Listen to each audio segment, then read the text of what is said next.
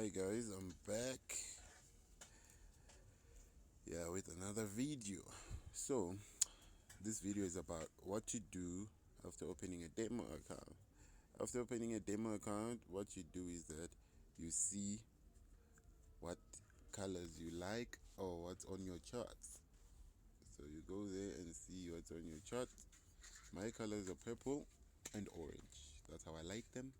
So this is how you can change your colors. You swipe to the left or swipe to you saw what I did. So you press settings, then you scroll down, you press colors, customize, color scheme, whatever, So that's how you do it. There's volume and whatnot. So if you like your background black, you can just click there and then click black, then you press done, then go back to your chart, then your background will be black. But I don't like it that way. I like it as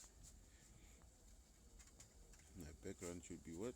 Should be white.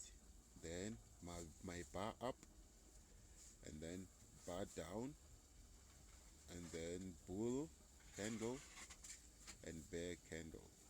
You know, so that's how those are the things you should touch and see your outcomes, whether you like them or not. Then the foreground is the numbers there on your charts and the date, December 15th, what, so that's the foreground. Then this is how you can change the colors of your charts. Thank you, and I'll see you next time.